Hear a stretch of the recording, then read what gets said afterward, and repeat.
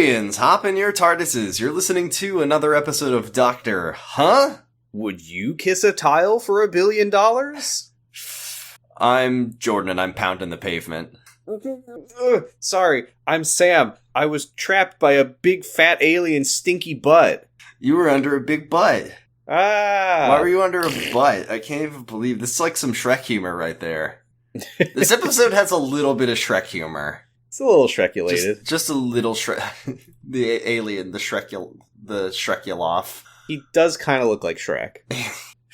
He looks like sexy human Shrek.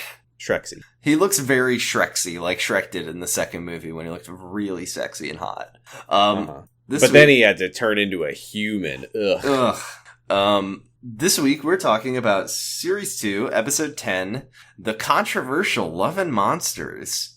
Written by Rusty Davies, the man who Christopher Eccleston refuses to work with ever again for the rest of his life, and directed by Dan Zeff. Mm-hmm. Hot take, I kind of like this episode. I thought it was good. I also kind of liked this episode. I didn't think it was a great episode, but I thought it was it's all right. It's a pretty good episode. After becoming a fail adult, I like this episode a lot more than I liked it when I was a fail teenager. Yeah, I think that I assume the main reason that people didn't like it is that the Doctor is not the main character. No, but people think Blink is one of the best episodes ever, and the Doctor's not really in that one either. Spoilers, I haven't seen it. Oh, sorry, River Song. Now I know that episode sucks because the Doctor's not in it. I believe it was Ironicus who said in our Discord that due to the way they filmed these and with the Christmas specials, there was basically more Doctor Who that they were filming and making than they could have the Doctor be in. At this point in the show, which is why for a couple seasons there was always one very Doctor light episode that he would just show up and he'd say, "Hello!" Which is how he talks. And then I don't remember that line. When he becomes a Monty Python old lady. And then that would basically be all that he's in. And this week is Love and Monsters, which is, which in my mind, I turned this episode over in my mind over and over before I watched it, because I was on record as saying this episode is shit. But it wasn't. From a big fat alien's funny big ass. Alien Shrek, human Shrek's big ass. And there were things about it I didn't like. But yes. all in all, I thought it was a mostly fun watching experience, and I was pleasantly surprised.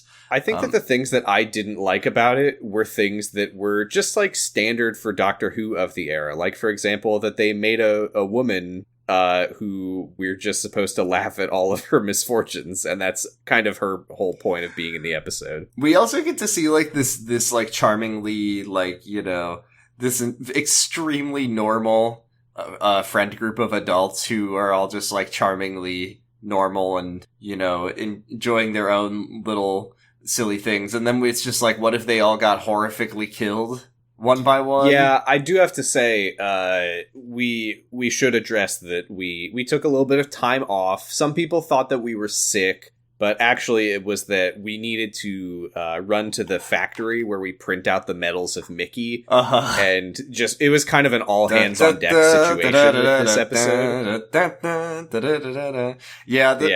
This was an episode full of Mickeys, except I think they all got a raw deal, especially Ursula, who, this was the one thing I remembered about this episode very distinctly. I remembered ELO, and I remembered there was like a Doctor Who club, and then I remember in the end a woman turns into a slab of pavement, and then there's a joke about a guy fucking it. Whoa! When did they say anything about that? They did. They indirectly addressed it. They said that there's a love life, which means that he kisses it. He said sex life, and then she... If you're assuming anything beyond that, that's just you being a pervo. If you're assuming that Elton is sticking his dick in a piece of pavement that has the face of the woman who played Moaning Myrtle in Harry Potter... Yeah, the face of her and 500 times the voice of her. The implications, Sam. The implications... I'm just saying that they never said that he puts his penis in it. The implications. I'm just saying that he didn't whip it out in the episode. We definitely didn't see him do it, but he put the image in your mind. You're making a lot of assumptions. I know that British TV... Well, you're making one assumption. I know that British TV has more lax restrictions on nudity, but we did not see Elton put his penis in the pavement. As much as Rusty wanted it. But he did imply it. For the kids watching. Let's meet Elton, shall we? Elton is the protagonist of this episode. He is... We join him. He's running around near some warehouses, and he finds the TARDIS. He hears Rose and the Doctor yelling in one of the warehouses, and he follows the sound of their voices. And inside the warehouse, he opens a door, and there's an alien guy This alien is the most, like...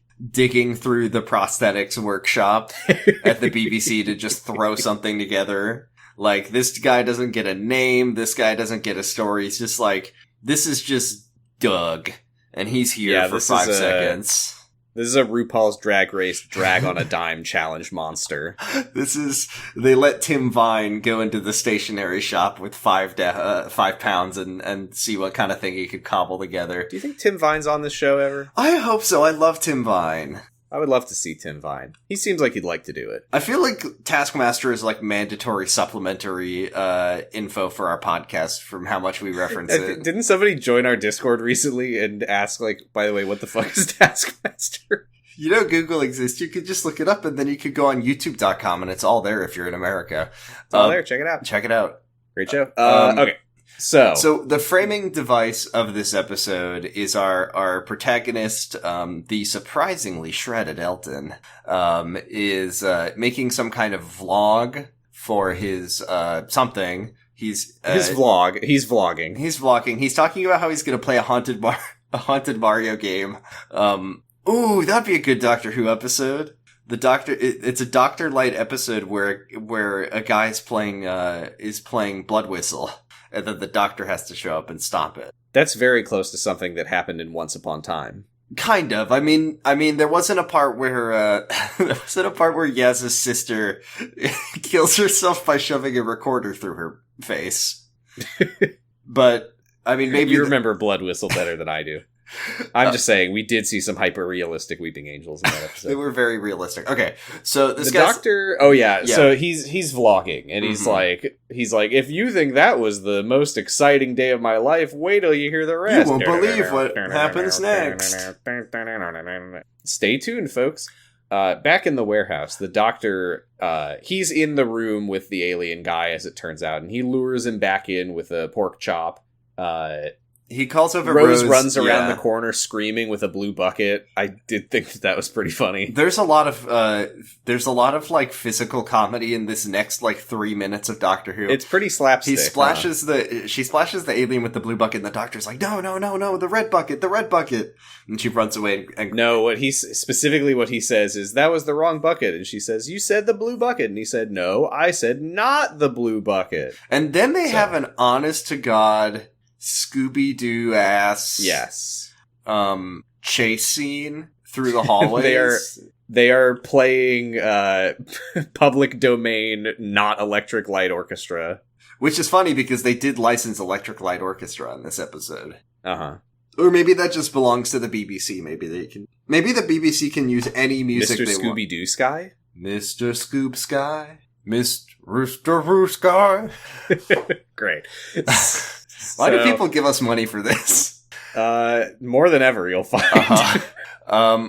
And then the Doctor stops in the middle of the door and sees Elton, and he says, "Do I know you from somewhere? Are you the president of some sort of Doctor Who fan club?" Doctor Who hate club, more like. And then Elton's outside. He's talking about the TARDIS.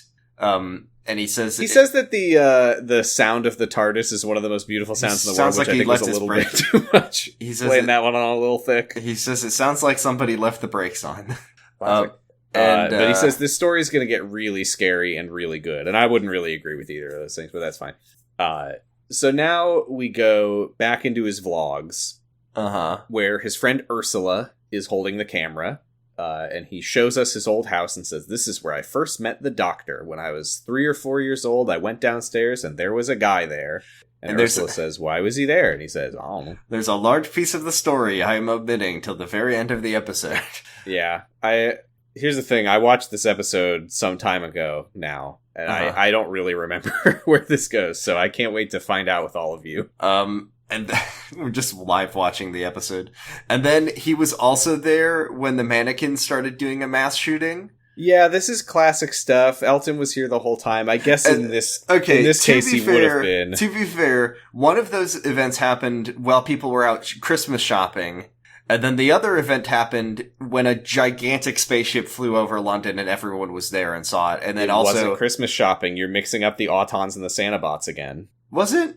Oh, I was mixing up the Autons and the Sanabots. I was gonna be It's really hard to keep those two those straight. are very similar. You're right. The Sanabots were from... He was out regular shopping. Were the Sanabots not from the same episode with the Sycorax and everyone's gonna jump off the building? Yeah. Man, that was a very eventful Christmas. There's a lot going on. Very eventful Christmas for planet Earth. I still think about the Christmas invasion because it was a really fun episode. And I think about what happened to the people who didn't live near tall buildings. Because it was half of the population of Earth was Have you ever seen The Happening? No, but I know like a guy gets like lawnmowered himself or something. Yeah, well, it's not just that he like gets a riding mower and just like sets it in motion, then like hops off and runs around and lays down in front of it. That movie is nuts. We should do an episode on The Happening. Outstanding Twit of the Year behavior. Seriously. But the point being about Elton is that he has been there for several Doctor Who occurrences, but also, like, this is the Rusty era before Stephen Moffat decided that, like, nobody ever saw anything ever again and remembered things ever again, and also they forgot about the things that already happened, and I guess the History Monks took care of that. That was nice of them. I know. It was very nice of them for Stephen. I love the History Monks. You know, they've always been there for me. They've always been there for me. There's one right here tonight, but he's not talking. This is what we needed in The Lie of the Land, is for the monks to just be, like, running alongside Elton throughout this montage. That's all they show. He was in the kitchen with the Doctor when Elton was 3. He was there when the mannequins started shooting people. He was there when there was an alien ship crashing through Big Ben. We haven't seen that one, have we? Was that not?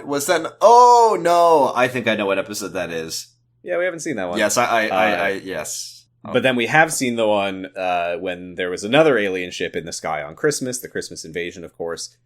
He tells us in the vlog that the Doctor is how he ended up meeting his friend Ursula Blake. There's a shot that he goes through a little rundown of people that he met through the Doctor, or because of the Doctor. And when they show his friend Ursula, did you think that she was on a green screen that they hadn't put a background on? I don't think so, no. I don't recall. I think it was just really, really, like, color-corrected grass. It was really weird. Anyway, Ursula Blake, Victor Kennedy, Jackie Tyler. I was very intrigued by the fact that Jackie was going to be in this episode. This is another reason that haters think this episode is bad. That's true. Because Jackie's in it and she rules. And she actually... No, this is like a genuinely really good episode for Jackie. Like she's the best part of it. She's the best part like of every it. other episode that she's in. It's true. And I don't remember the name of her actress, but she's so good in this one. Oh, I used to know, but then we took a week off. Yeah. And then this was one other thing that I had just such distinct memories of from watching this episode like 10 or 11 years ago or whatever, where he's just like, my name's Elton. Not like, and then it just, for 1 second, like a jump scare of Elton John appears on screen. Uh-huh. And then he's like, I'm just a normal guy, I like drinking, I like going to Spain, and I love Electric Light Orchestra. And then it just plays, Mr. Blue Sky, and he's doing a silly dance in his room.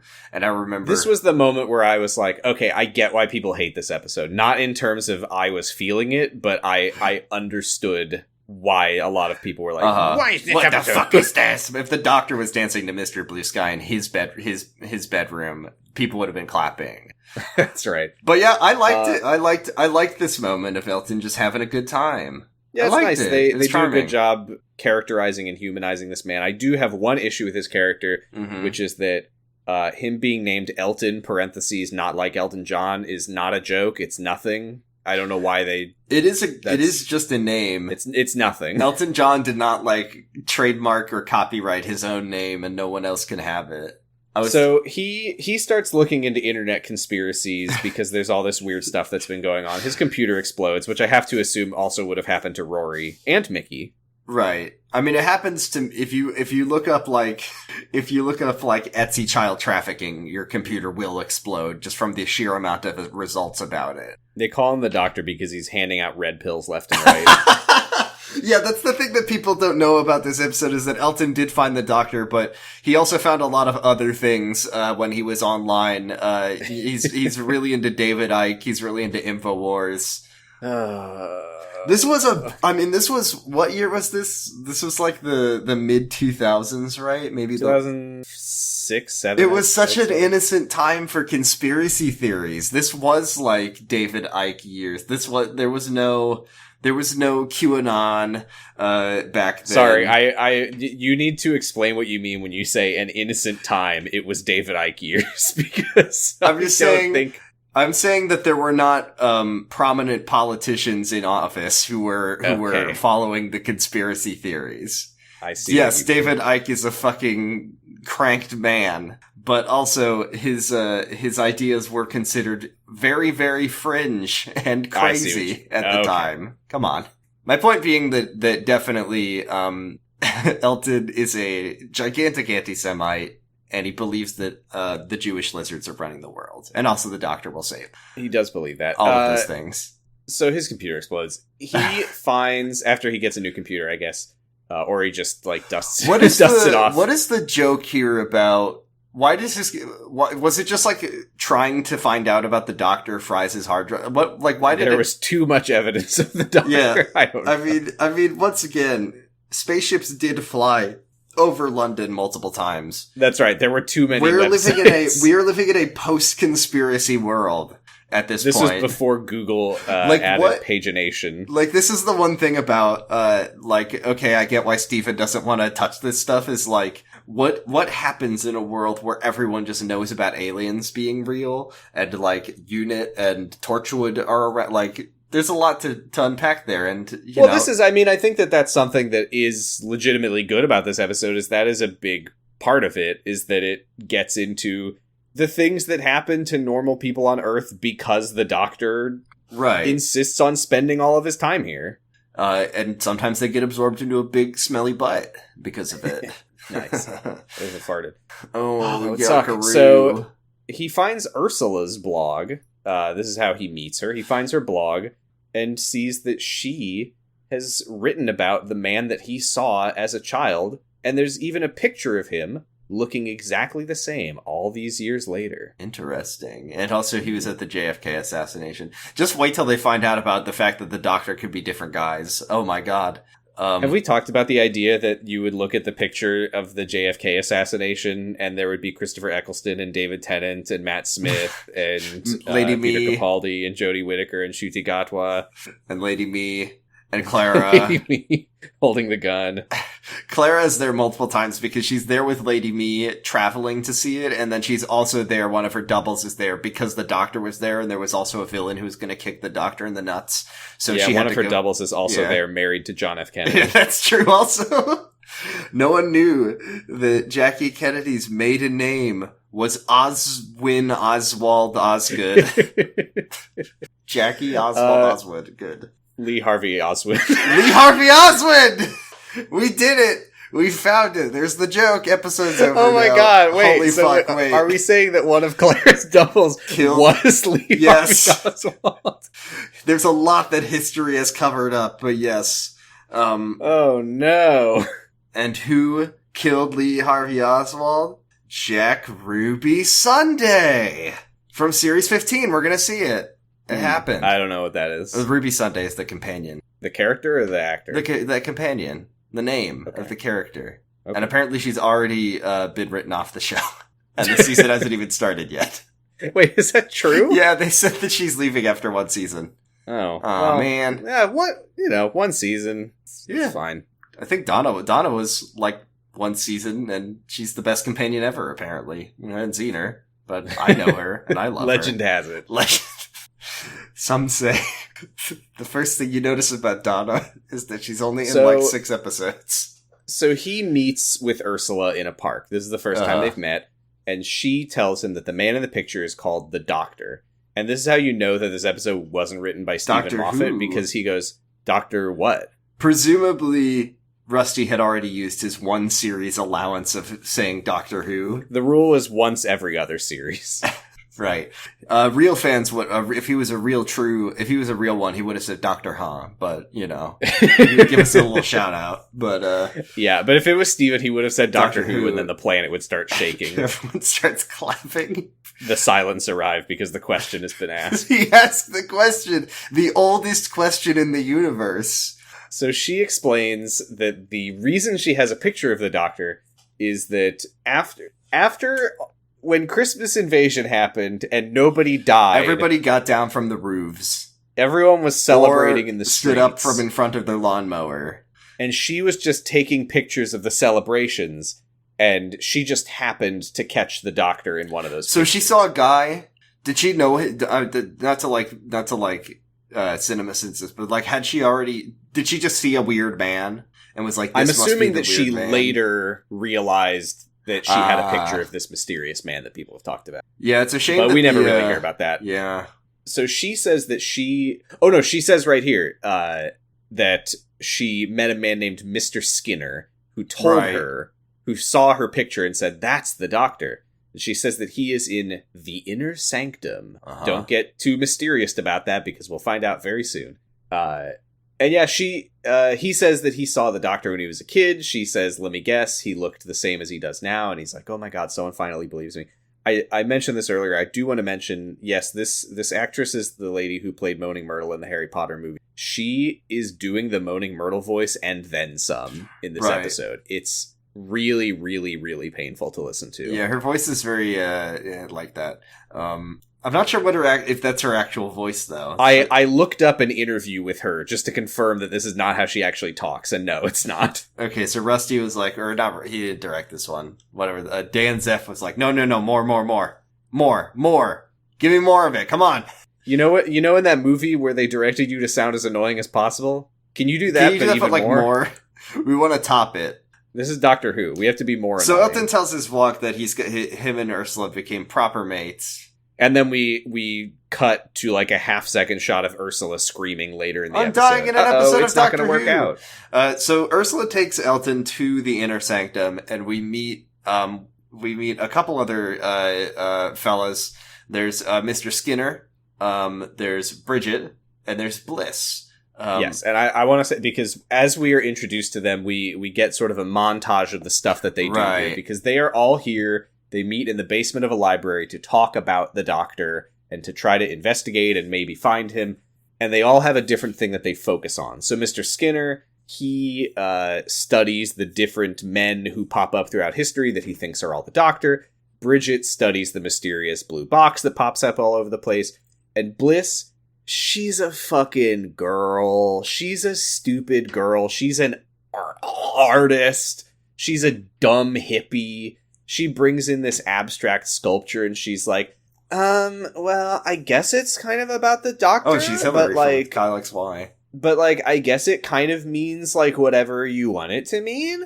And let's just say that Bliss, well, she'll get hers in the later She'll get what she deserves, I guess. For the crime of being a hippie. For the record, I think this episode celebrates mediocrity. In the sense that all the members of what we learned to be what was called the Inner Sanctum, and then Elton shows up and he decides that it's not called that anymore, and he gives it his own name that he likes more. That we see them all just enjoying being silly adults who, have their hobbies that they're not very good at, but that's okay because they're having fun. Right, except for Bliss, who gets singled out for being a dumb lady. I don't feel like Bliss is particularly singled out. I felt like she was very singled out and very unreasonably so, but I'll talk about that when it happens. So London. Elton suggests a name for their group, the London Investigation Detective Agency, or Linda for short. And then he leans over to Ursula and says, I've had that idea for years. I like when they question him on the N being for Linda. He uses fish and chips to kind of explain. He's like, yeah, I think it's gonna be fish and chips, rock and roll. And they're like, okay, Linda. And then, so he talks about the Linda meetings about like, it started out as being, they would come in, talk about the doctor and do their own research and whatever. And then all of a sudden, Bridget started bringing in food and Skinner started doing readings of a book he's working on. Yeah, I like it. I like that it's like, Bridget started bringing in home-cooked food. That was so great. And then Mr. Skinner started reading us excerpts from the novel he was working on, and that sucked. But they all like spending time together. It's wholesome. It's sweet. Yeah, they're all getting closer. They're opening up to each other. Bridget talks about how she lost her daughter to drug addiction, and Bliss brings in her guitar, and they start playing music together, and hey, what do you know? Bridget plays piano, Mr. Skinner plays drums, Ursula plays bass, Elton likes ELO, so they become an ELO cover band. Okay, I want to talk very briefly about this. So I like Linda a lot about just because I think this episode is about fandom in a way. About how to have a healthy relationship with media or the things you like, and the fact that it started as a Doctor Who thing, but then it turns into just a group of friends who like to hang out, until later when it becomes only a Doctor Who thing, and then they all get eaten by a butt, which is to represent unhealthy fandom. But my point being, I think about this, I can't remember if I've ever talked about it here. Have you seen Sherlock? I've seen the first season. Okay, you haven't seen the second. Okay, so Stephen Moffat is a bastard, and he hates his fans so fucking. Yeah. I can't think of anybody who hates his fans more. Oh, I do know about this thing. Yes. But yes, please continue. So at the end of one season, River Song Voice spoilers, I guess. But I don't respect Sherlock enough to care about spoilering things. Sherlock fakes his death in his final showdown with Moriarty, and then in this next season premiere, which I think is season 3, it might be season, I think it's season 3, opens with this episode that follows this Sherlock fan club as they try to unravel the mystery of how Sherlock survived the encounter with Moriarty. And one of them is a Sherlock Moriarty shipper, and they do a shot of Benedict Cumberbatch and whoever played Moriarty about to kiss, and it's haha, fuckers, got him. And then the whole end of the episode is that all these people suck, and you shouldn't ask questions about how Sherlock did a thing, because how could you possibly comprehend his big genius brain? How could you possibly understand? And then I don't even remember if they ever reveal how he survived. My point being, Stephen Moffat fucking hates people who like his TV shows. And I couldn't help but compare these two groups, Linda and the fucking Sherlock investigation idiots who suck shit, and they all should probably be killed, and they're all on Tumblr, and I hate my fans. I'm Stephen Moffat. And I just like this group of people a lot more. That was basically it. Uh-huh. Rusty doesn't have absolute contempt for the people who have the nerve to enjoy his creations. I saw a lot of people talking about how this episode is in one way or another a metaphor for fandom. I see why people say that. I'm not entirely sold on that being intentional, but I do think that, Jesus, I'm so sorry. People moved in upstairs again, and now there's more. The creaking is back. Whatever. I don't want to talk about this episode anymore. I forgot what I was saying. We're done. Okay, so they're all friends, they're all hanging out, they're all engaging in healthy phantom discourse and enjoying things a healthy amount, as opposed to later when they will obsess about Doctor Who an unhealthy amount. And then a guy comes in, a man in a suit with a cane, and he introduces himself as Victor Kennedy. We saw him earlier in the episode. He says, "Hello, I'm Victor Kennedy." And Elton's like, that's when the golden age of Linda ended. That's when it stopped being a fun, healthy fan group and started being an unhealthy. Sam, why are you creaking so much? God damn it. Stop. God, you draw attention to it when I'm not talking. I can't edit it out. You're ruining the episode. I have upstairs neighbors again. It's not my fault. So Skinner, Mr. Skinner, Goes to shake, Nice. sorry, Simpsons. I couldn't help myself. Goes to like shake Victor Kennedy's hands and he's like, oh, I can't, I can't touch you. I'm sorry. I've got eczema. Eczema. That's not the Eczema. word. And they're like, that's not the word. It's eczema. Unfortunately for them, they don't remember that aliens exist, so it's not incredibly obvious to them that this guy is an alien. They forgot they became such good friends and they enjoyed like, ELO and Bridget's. The tunes were so good that they forgot about aliens. They forgot why they were here in the first place, which was aliens in outer space. So, Victor Kennedy, pulls out like a video of the Doctor and Rose, and it's got audio, and when Elton hears the sound of the TARDIS, he creams his jeans, because it's the most beautiful sound in the world. He remembers, he's like, I forgot until now, that noise is what woke me up that night when I was a kid. We then get more montaging. There's a lot of montaging in this episode where they are... The idea of... I get why Victor says the TARDIS is the most beautiful noise in the world. He's like a big fan of the Doctor. It's like... Elton. What did I say? Victor. Victor does not like the sound of the TARDIS. But that was the most beautiful sound in the world is such a fucking Stephen Moffat-ass thing for someone to say, you know? Can you not imagine, like, I don't know, Clara or something like that saying that? I'm actually kind of surprised that was in Davies' episode. Or like, one of the Gallifreyan soldiers would be like, that is the sound of our salvation. There's a legend that when Elton said that it's the most beautiful sound in the world, but he didn't remember the sound until just now. So what is he even associating it with? He's associating it with, he associates it with what we later find out, I guess spoilers, to be the death of his fucking mother. It's the most beautiful sound in the world. It reminds me. She told me that I couldn't play skee ball. It was the night she said that I had to go home and do my homework. It was the night that I was finally free from my bitch mom. I got to live in the orphanage. It ruled. Yeah, that was the night that I learned my first Fortnite dance, and I did it on my mom's corpse. Okay, so Victor puts them to work. They all start they put a bunch of desks up in they meet in like the basement of some it's in I think an old library basement or something like that. Yeah. And so they put up a bunch of desks and chalkboards or whatever, so you know that now they're really down to business. And each of them gets a task. He mentions the Torchwood files. Anyone ever heard of it? I don't know what Torchwood is. Torchwood, isn't that the werewolf's house? Torchwood, isn't that where Queen Victoria saved all of England with a really cool gem? And then before they all leave to go do their homework, he's like, Bliss, could I have a word with you in private? And then as they're all walking away, you can hear the sound of Bliss screaming and saying, help, I'm being eaten by a butt. Yeah, so as they're leaving, they don't hear her scream because they're too busy talking about how, things have changed. It was so much fun, but now it feels like work. This is no longer healthy relationship with fandom, they say. The next time they come in, they're all working in the Linda office that Victor has set up. And Elton is like, where is Bliss? And Victor says, oh, she ran off to get married. It'll never last, stupid girl. Because she's a girl. Mm-hmm. So one day they get a report about a blue police box sighted in Woolwich, and Victor sends them to look for it.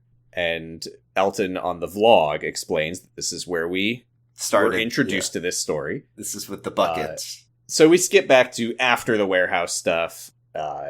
He returns to the Linda office, and Victor is like yelling at him, "You failed to catch the doctor." Suck. He's like, what is Elton's like? Haha, you can't hit me because of your eczema. And Victor's like, well, I can strike you with my cane. But then Ursula is like, I'll kick your ass if you do that. So I don't know what that epic moment was where Elton was like, you can't hit me. Yeah, it's not like Victor is this like teacher. If a person hits you, you can hit them back. I'm pretty sure in the law. I think there's a law especially about if they have eczema. Yeah, definitely there's a British law that says you can beat up anyone with eczema. Wasn't that what happened at the end of Harry Potter and the Sorcerer's Stone? I do believe that that Quirrell, took me a second, was an Absorbaloff or whatever. Oh, that was funny. I feel like this episode is really kind of dragging a little bit. If only it got really good right now, but it won't. Wait, just kidding. It does, because it's time for Jackie. Well, because we got Victor... one thing. No. Real quick.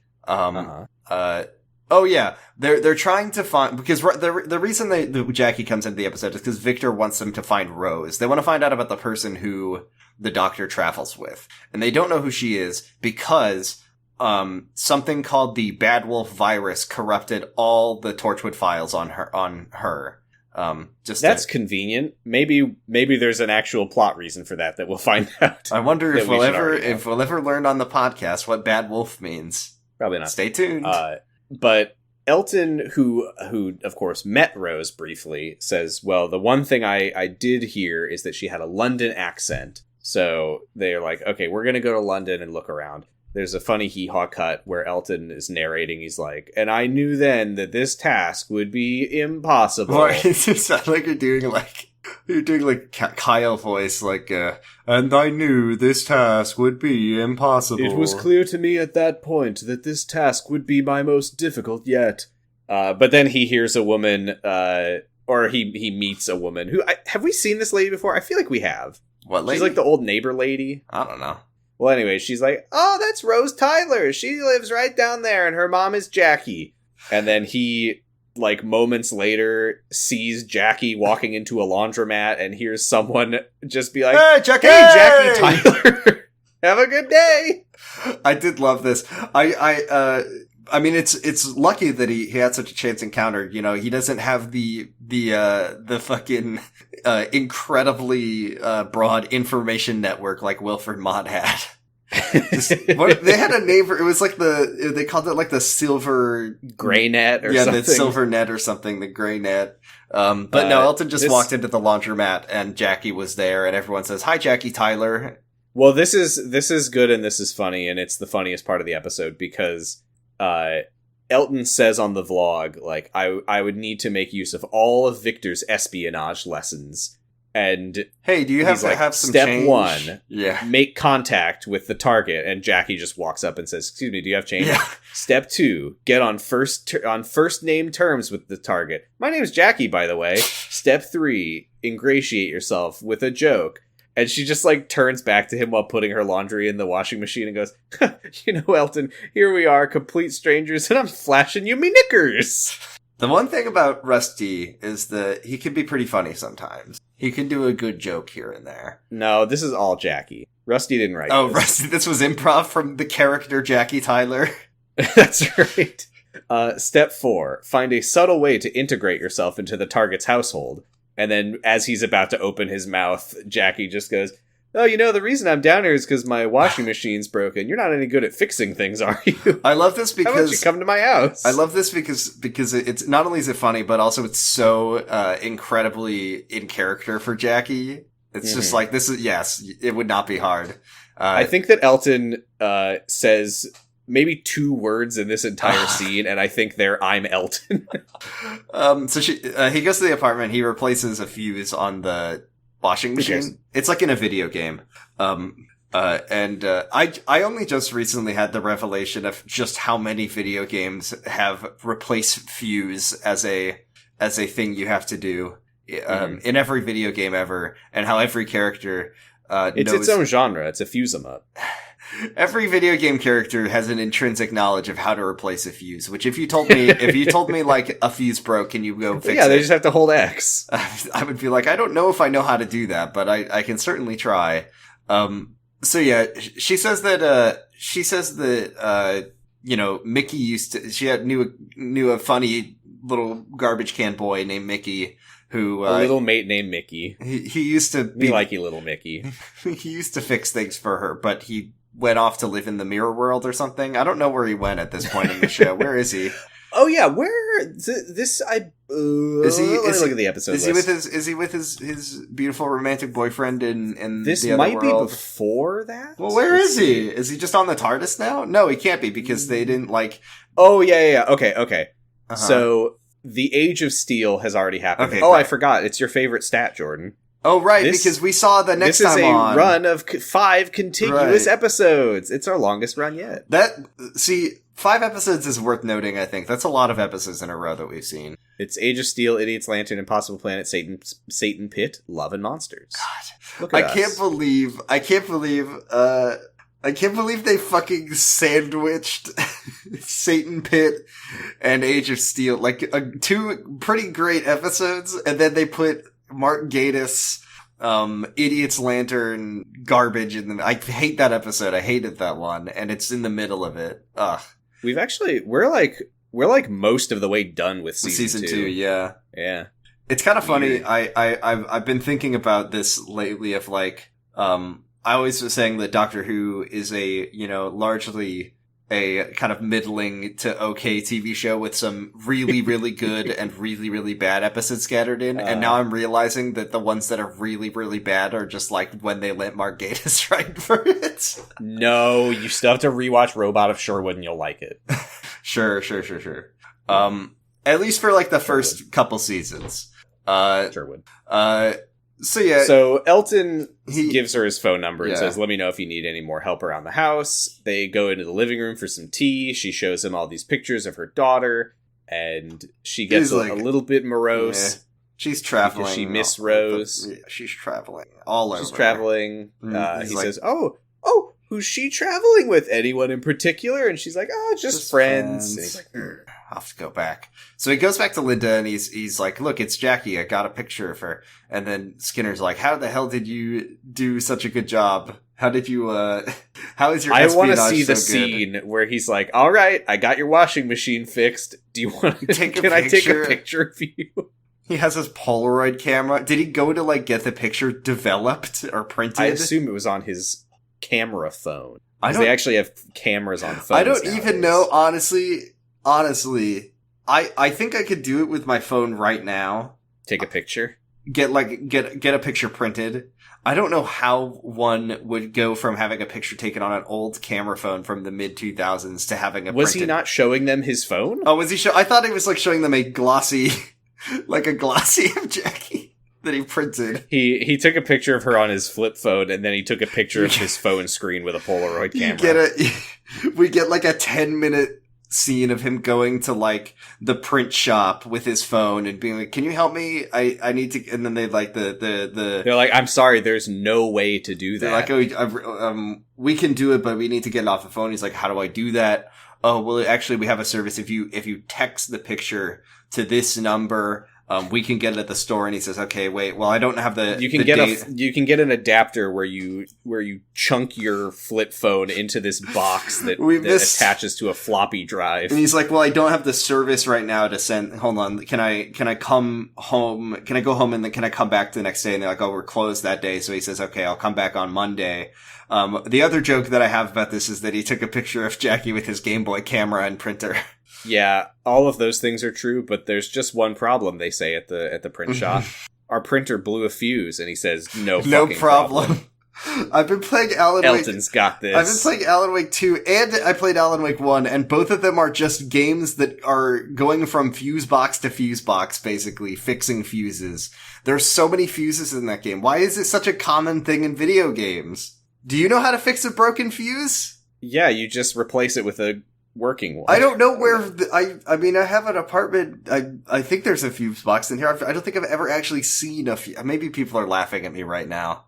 It's just never happened in my real life, only in video games. I mean, if you have an apartment, the fuse box would probably be in some sort of central area. You probably just have a circuit breaker. That's true. It's a circuit breaker. I think. That's the word I'm thinking of. Yeah, welcome to Fuse Guessers. Anyway. Electricity. How does it work? Am I right? Anyway, so, yeah, he's back at Linda. He's showing them the picture on his phone that he printed out on his Game Boy.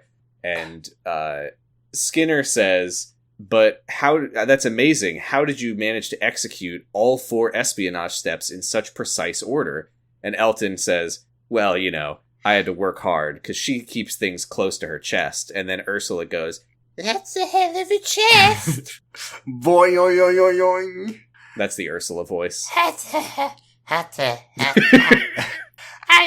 It's like I'm trying to do Lisa Simpson voice.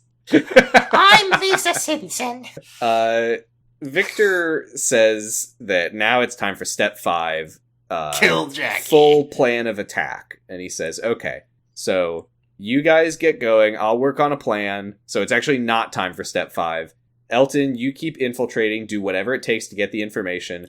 And Bridget, could you hang back for a moment?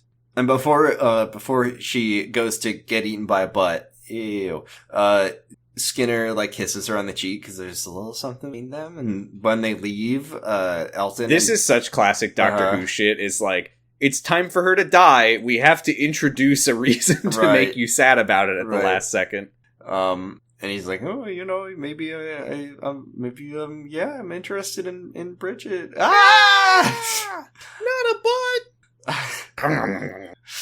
Okay, so now we're back, Elton, another montage of him fixing stuff at Jackie's place. It becomes very apparent that she is breaking things. We all but get a scene of her just throwing a hammer around the apartment. Her coffee table stuff.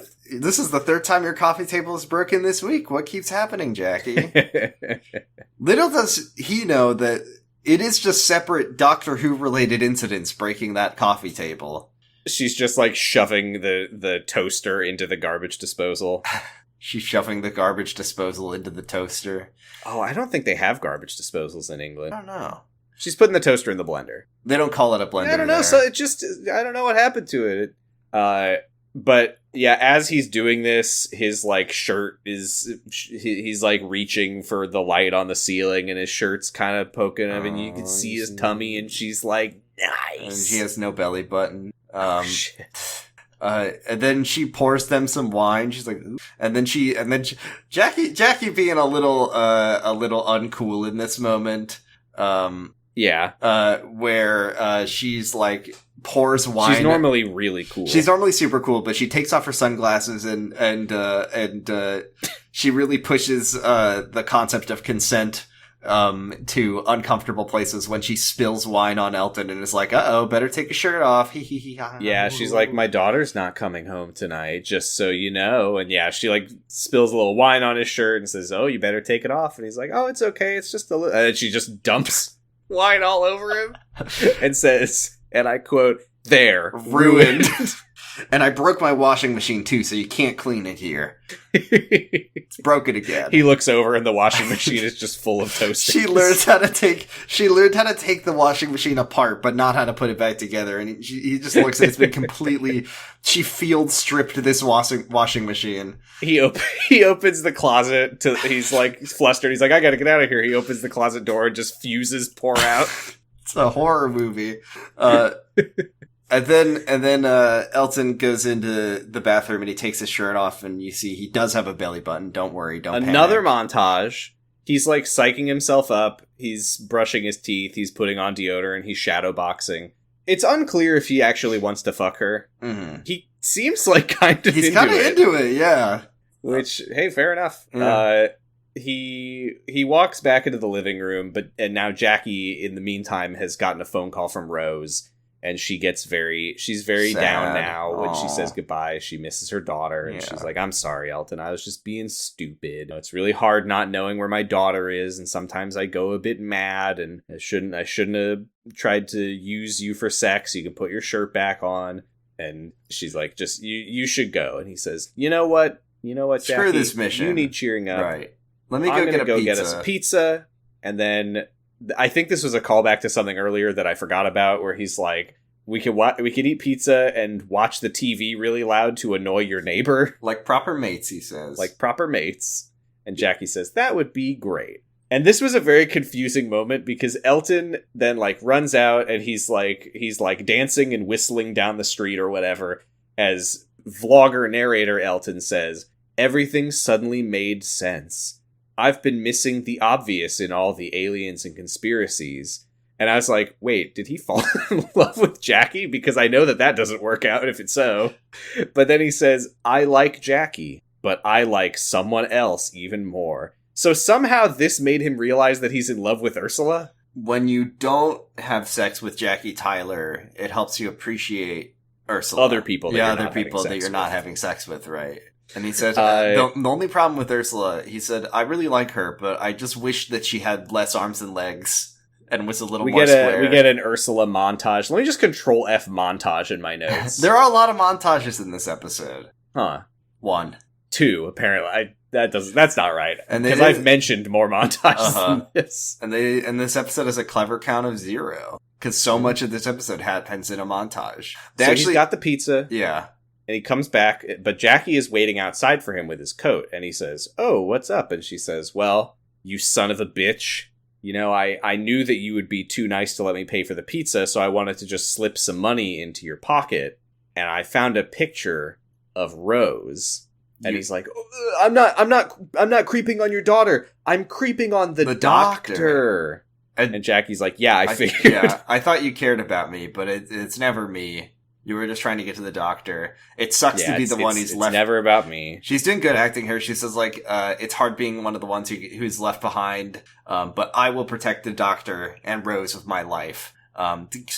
Go away, never come back, leave me alone. Ugh, I feel so bad for Jackie. I really like that. I like that she feels sad about the fact that she's in this situation at all, but she is very protective of Rose and the doctor. I like Jackie. It's nice. Yeah, Jackie's strong in her own way, and I like that. I like that Jackie is not just like a joke character all the time. Yeah.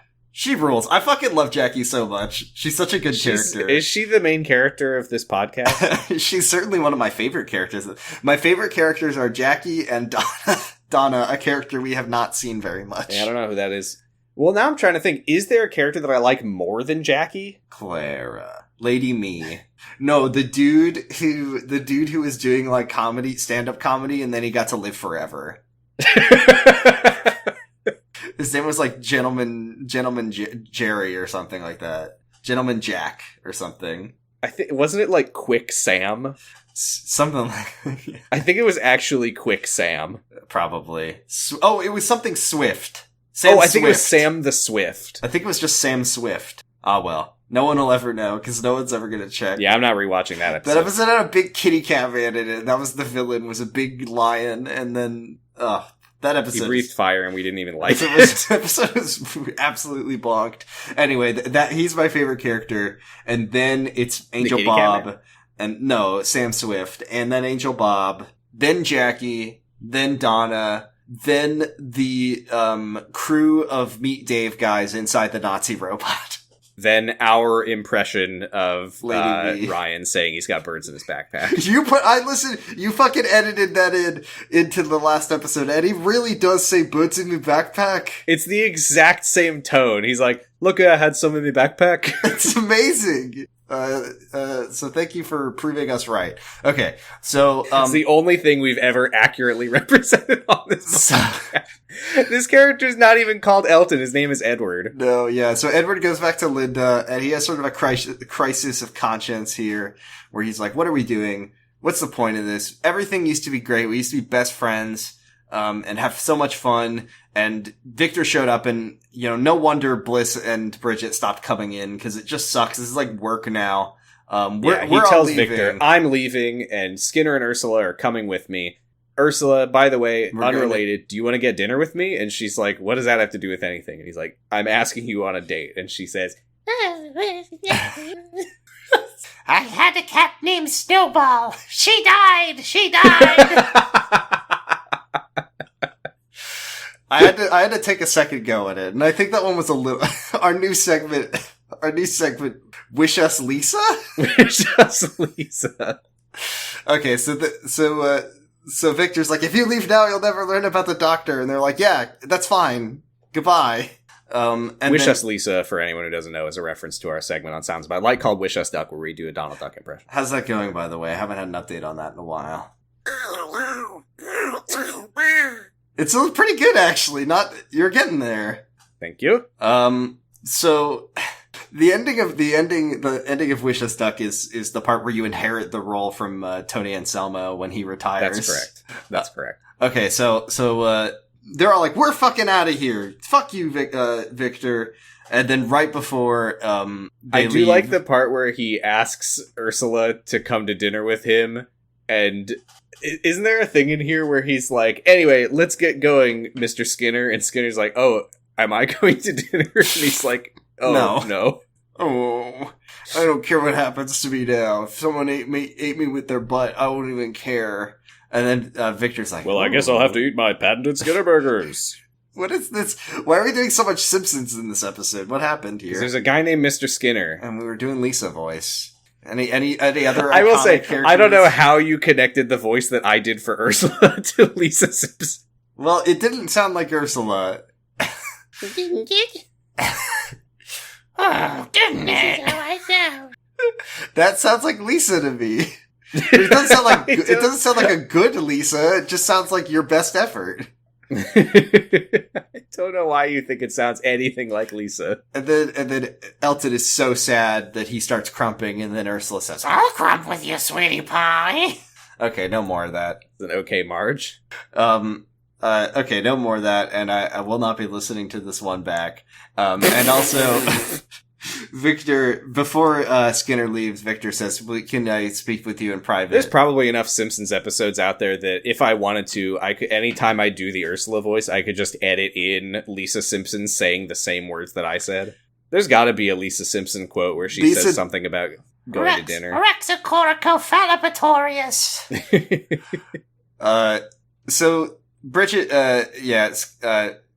oh right, the way that Victor lures Skinner into his butt is that he says that he's got Bridget's phone numbers and he's going to help him track her down. And he says, "Ooh, cool, okay." And then I've got them right here up my butt and around the corner. and then Elton and Ursula leave, and then as they leave, but Ursula, this time, something has changed. Ursula forgets her phone, so she goes back and sees Skinner is not there. Victor is behind a comedy style newspaper, and he says, "Take your phone." Comedy style newspaper, all comic strips. It's all Family Circus. That would be really so funny. I think it's Family Circus. And then he's like, "Take your phone and leave." And then you could hear Skinner go, "Ooh, ooh." And they notice that Victor's hands are now big alien hands. What big, scary alien hands you have. And then he puts down the newspaper, and he's a big, gross alien, and Skinner's face is sticking out of his stomach. And it's pretty nasty. This dude is gross. I don't like this one. This one's a bad alien man. And Bridget's face is on his back. And here's where and they're like, "Where's Bliss?" And we hear, and he leans over and lifts up an ass cheek, and Bliss goes, "You don't want to know." She's taking it in stride, really, like this horrible torment that she's experiencing. And then Elton comes downstairs. I guess he's here now, and he's like, you've absorbed them. You're some kind of Absorbaloff. From Absorbulon 9. Right, that's the thing I kind of like about Absorbulon, is that it's so close to him saying that he's from Absorbulon 9, which is our joke. And more importantly, when are we? And he's like, "I love absorbing guys, and I want to absorb the doctor." He basically says, "I love absorbing guys." I'm kind of an absorbing guy, and it's I love absorbing guys. So good when I absorb a guy. I can't wait to absorb the doctor. It's gonna be so awesome. I wonder if he's gonna regenerate inside my tummy. Oh. And then Ursula is going to beat this man to death with his own cane, and he's like, "No, please," and then he absorbs her. He grabs her by the hand and starts absorbing her, and he says, "One touch is is all it takes," and more on that line later. So Elton goes to grab her and pull her back out, but she says, "Don't touch me, because if you touch me, you might get absorbed too." And then she says a very weird line, which is, "I'm so sorry that you can't touch me." This is, again, another thing about being a Doctor Who fan. It's all a metaphor. Uh-huh. If you become a Doctor Who fan, inevitably, the more you get into Doctor Who, the less you will be able to touch a woman. Oh, this is such a to me like such a fucking mid-2000s joke where he's like, "Tastes like chicken." I feel I haven't heard a taste like chicken joke in a long ass time. Her face appears between his nasty alien tits. They're lactating also, so he's No, really and Elton says, let her go, and he says, I can't, it's irreversible. Ursula, whose face we're looking at, says that she now can read Victor's thoughts. I was trying to remember if he gets a name as an alien. I don't think he does. He's the Absorbulov. Yeah. She says, I can read his thoughts, and you're next. Oh, you need to read his thoughts. I guess I can also read his thoughts. I didn't realize that mind reading was so easy. And they're all like, run, run, run. Yeah. And he just, like, stands there for, I want to say, about 10 minutes he stands before there, he starts to run. He stands there as long as he spent in the print shop trying to get that picture printed. A month. So Victor chases him around outside. He no longer cares about being seen. At this point, I should say that the Absorbulov was designed by a child for the British show Blue Peter. He was a Blue Peter contest winner who designed... And this alien does look like it was designed by a child. It looks like shit. That child should be ashamed of himself. That adult man should be... is that the point? Yeah. No, but the one fun fact that I do know about the Absorbulov, thank you, Ironicus, is that the Absorbulov was supposed to be the size of a double-decker bus, and the child was very disappointed that it wasn't. Yeah, that's why everyone hates this episode. Yeah, they said, I like this episode a lot, but I wish the Absorbulov was way bigger. So Elton is getting backed into a corner, and he just immediately gives up because he's like, what's the point? I'll never be able to touch Ursula. Yeah. And then Ursula's face just pops out and says, don't give up.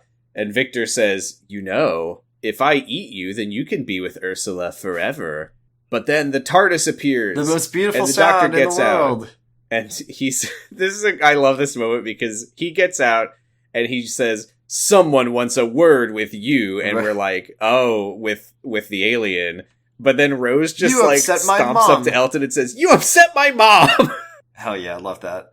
And Elton is like, do we just like not care about this alien? Oh, and then the doctor's like, oh, he's an absorbing guy. He's some kind of absorbatrix. And then Victor says, I'm an Absorbulov. Yes, Elton, when Elton calls him an Absorbulov, Victor's like, oh, I like that.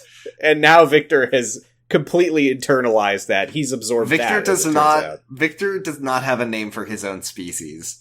No, Rose asks if he's a Slitheen, and Victor's like, ugh, no, I'm from the twin planet of Raxacoricophalopatorius. It's called Clom. And we hate those guys on our planet. They're disgusting. They fart. They make stinky noises. We put faces on our butts, but we don't fart with them. That would be gross. We have standards on Clom. But we don't have a name for our species. I need to go back home and report this back to them. They're the Clomulans. He comes back and he's like, my brethren, we are the Absorbulov! And just a crowd of 1 million Absorbulovs. Finally! They all start clapping and then high-fiving and all start absorbing each other. No! God damn it. So he tells the doctor to surrender or Elton dies, and he's like, I know that you will because you're nice. And the doctor goes, I'm the 10th doctor, bitch. I don't give a shit about anyone. I killed a guy in my first episode, remember? And Victor's like, he will die, doctor. And the doctor just goes, go on then. I love the 10th doctor. I love him. He's such a prick. And I think he's actually going to allow it to happen because the doctor does not save him. No mercy, no second chances. You upset Jackie, now you die. That's how it works. But with the power of teamwork, all the faces inside of Victor are all like pulling and... They literally rip him apart and he dies. Well, no, what happens is he drops his cane and Ursula can read his thoughts and she says, as you know, the Absorbulovs, all of them, their power to not die is in their cane, so you have to break the cane. And then he smashes the cane, and then Victor turns into a big slime puddle, and all the... and this is so stupid. The doctor explains that the cane was limiting his power, but now his power is unlimited, so he's absorbing himself into the planet. This alien is truly the invention of a child. Like nothing about this alien makes like logical sense. When they always do try to explain the aliens, you know, they're like, oh, the weeping angels are quantum creatures. They can be seen and not seen. And this is like, this guy needs a cane or he will absorb himself into the earth. There's a whole alien planet full of them, and it's right next to the other one that we know about. Do you actually think that was the child? It sounds like the child, but it might not have I been. think the child drew the picture, and that's where it ended. It was the 8-year-old boy named Russell T. Davies. Yeah. Very interesting, Russell.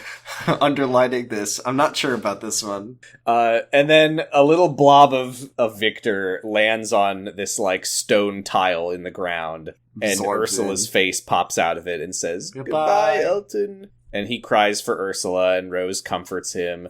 And the doctor finally explains why he was in Elton's house all those years ago. I was chasing because there was a living shadow in Elton's house, an elemental shade that had escaped from the howling halls from season something, episode something. I stopped the shade, but I couldn't save your mom. And Elton's like, that's okay. It was the best thing that ever happened to me. I get to go. And then Elton is like, oh, I forgot that my mom died that night. Yeah.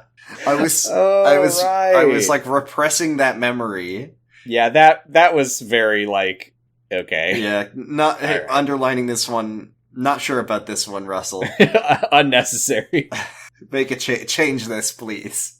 Maybe introduce it earlier if you think that this is good. And then we're back with Elton in his blog, and he says we forget because we must. He says there's also a little metaphorical scene where a little boy, Elton, waves goodbye to his mom. He says that memories become stories when we forget them or whatever. What was that? That was the dumbest line ever. It was like memories become stories when they die or something like that. Who cares? Bad work, Stephen. Hags. I thought you were calling Stephen a hag. Yeah. Then he does go lines mode, and he's like, sometimes it's hard to tell the difference between the most terrible things and the most brilliant. I can't separate the fact that I made a bunch of friends and then they all died horribly. Who can possibly Stephen King once said that salvation and damnation are the same thing, and I never understood until now, because the doctor might be wonderful, but those times with Linda were the best in my life, and now they're destroyed. And it's not the doctor's fault. But maybe if you touch him even for a second, he destroys you. It's like there's a parallel with the Absorbulov.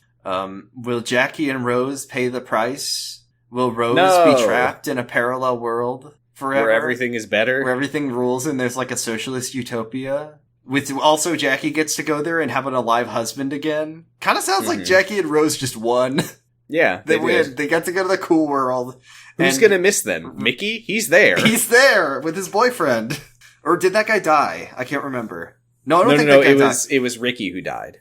Ricky died. No, I was thinking of Mickey's cool boyfriend shows up in Army of Ghosts. Yes, and I'm telling you that he didn't die. You're thinking of right. Ricky died.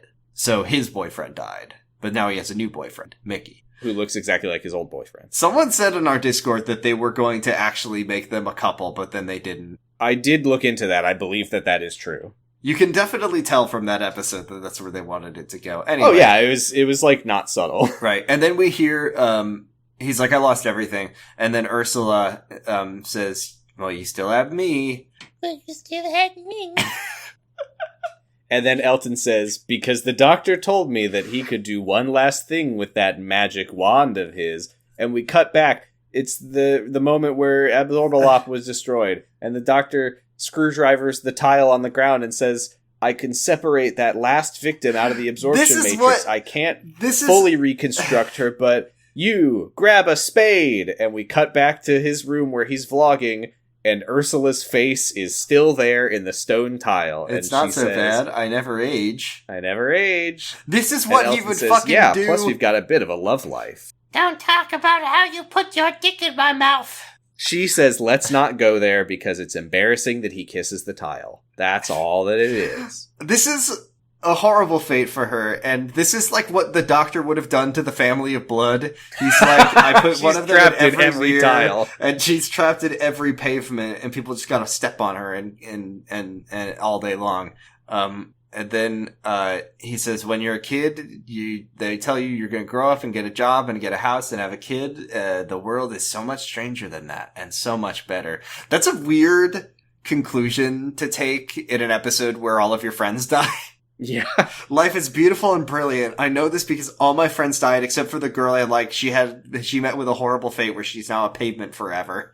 See, this is the thing. A lot of people were talking about like the thematic meaning and the metaphorical meaning of this episode, and I was like, I don't know that there is one. I'm not sure if there is one. I think Steven kind of made a mistake by killing all the members of Linda. Yeah, I really wish that they had all been savable. Right, I wish they had all just popped out, good as can be, and gone on with their life and learned a lesson about, you know, being careful about what something, don't obsess over the doctor.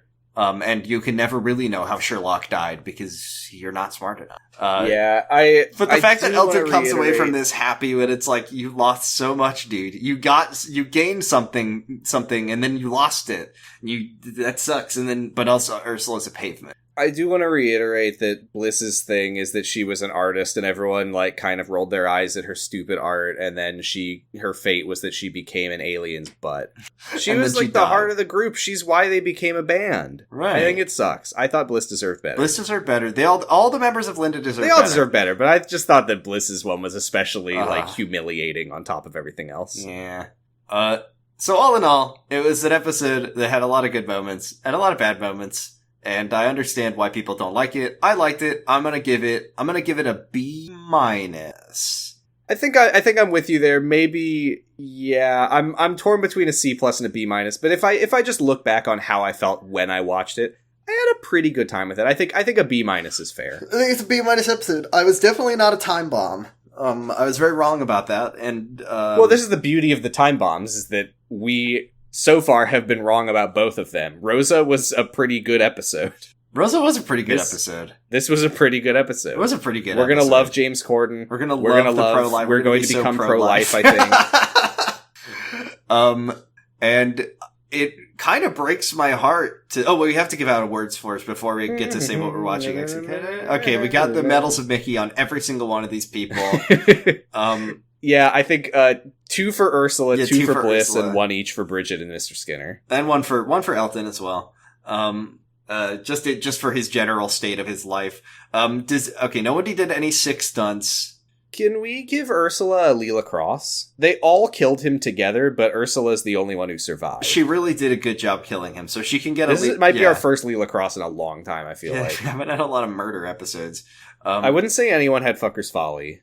Yeah, no Fucker's Folly. I would have said Skinner had Fucker's Folly had Victor not given the reasoning of giving him the phone numbers. Yeah. So no sick stunts, no Fucker's Folly, no companion initiative. None of these people are companions anyway, so it doesn't count. Rose took the initiative of largely not appearing in the episode. She had a day off. Are there any other awards to give out? Any gold stars? Gold star to Jackie. Gold star. No, gold star to Jackie. Oh, gold star for Jackie. Yeah, you're right. I like Jackie. Is that it? Do we miss any? I think that's it. I always feel like we were missing one, but no, that's all. It's weird to do companion awards in an episode that basically doesn't have companions. No.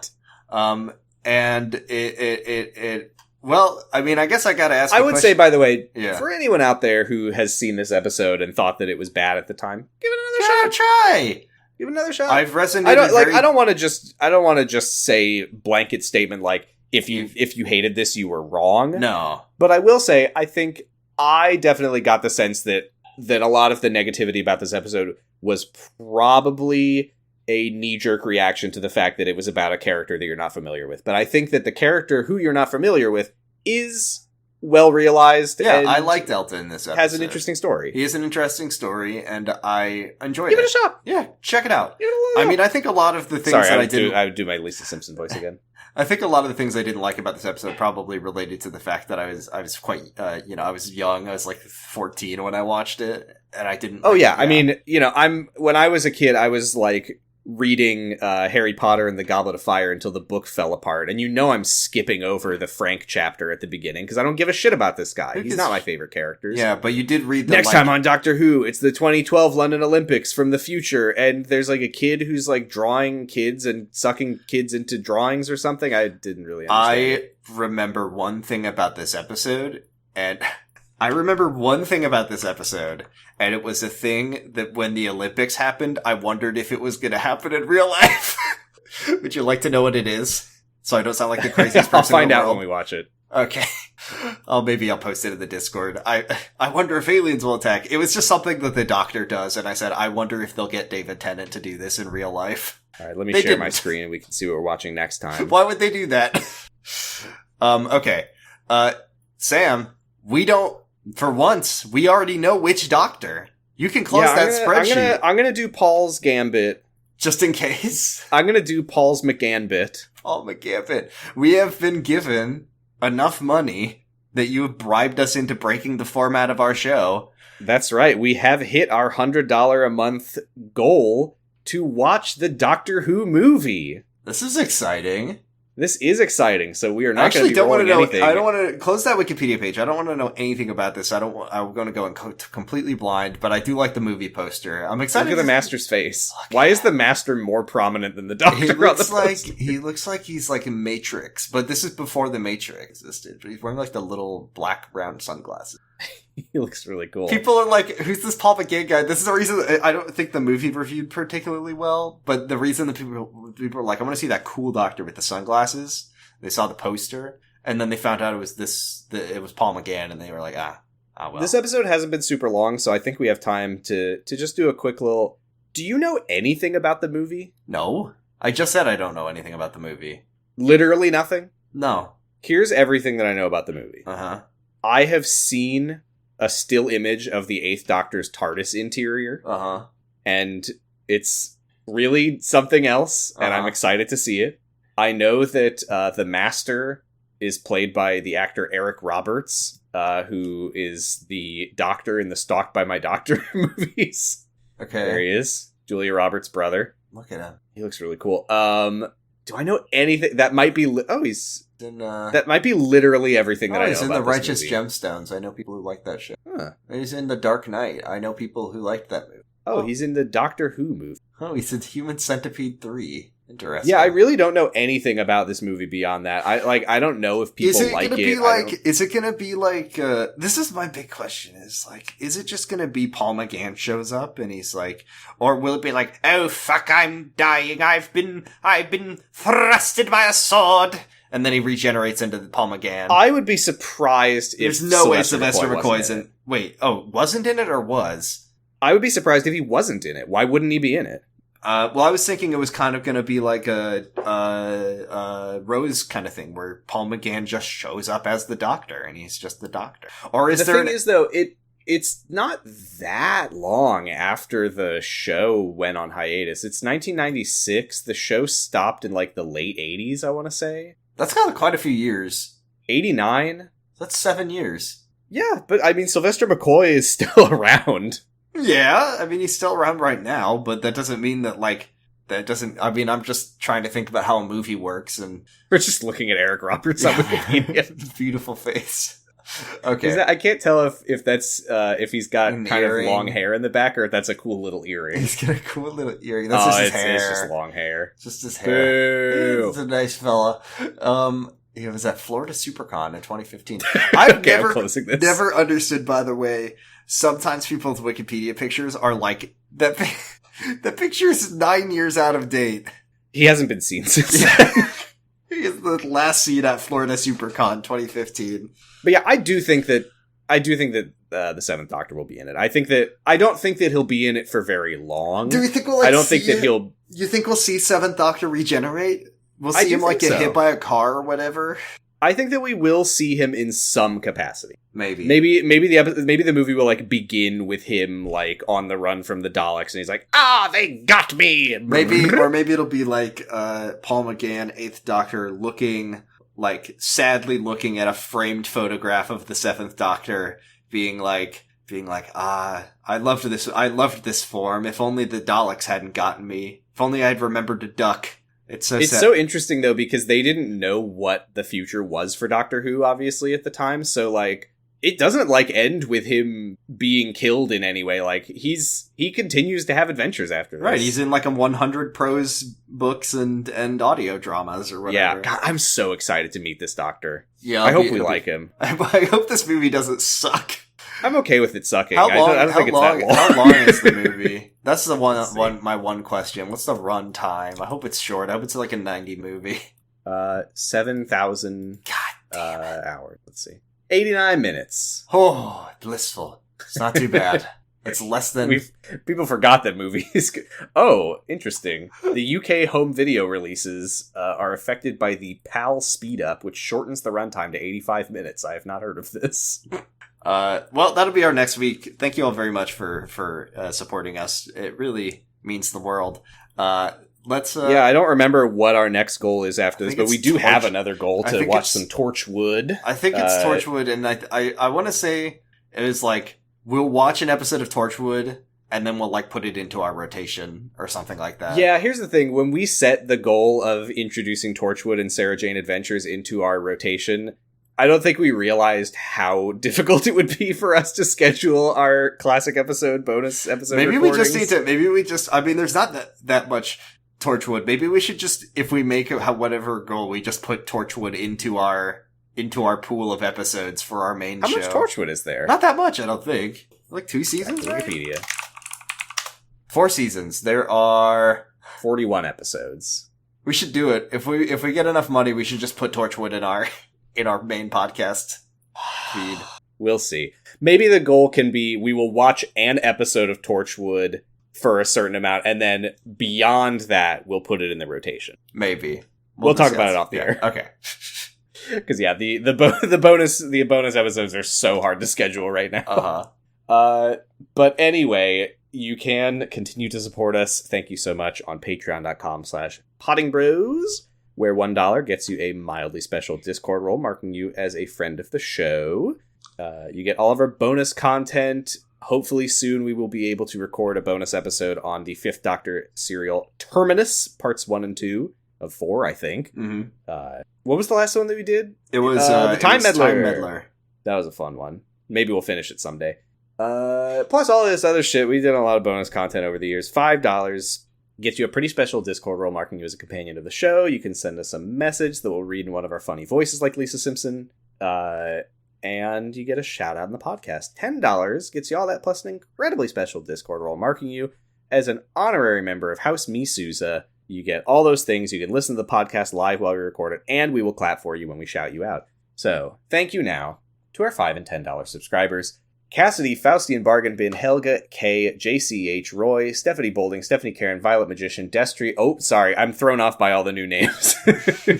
You couldn't hear how much I was stumbling over that. Here's House Misuza, Destry Hawk, H Cave, Sauceworks, and Vertigree. Hey! Thank you all so very Thank much. you. We appreciate it more than you could ever imagine. It's really, really pathetic. Yeah, I'm fucking groveling on the floor for you. What else, Jordan? What other Noise space. Oh, did we have a question? Oh, yeah, we did have a question. Someone sent us a question on our Tumblr, which is if Dr. you have Han. any questions for us, you can send them to drhan.tumblr.com. There are 2 questions we can answer. They're both from Tumblr user RoboSucka, who is friend of the show, Chai. Okay. I was like, I don't know that. Okay, good. He says, first question for both brothers. Thanks. Which Doctor was most goated with the sauce? 8 doesn't count. You haven't seen him yet. Soon. Which Doctor is the most goated with the sauce, Sam?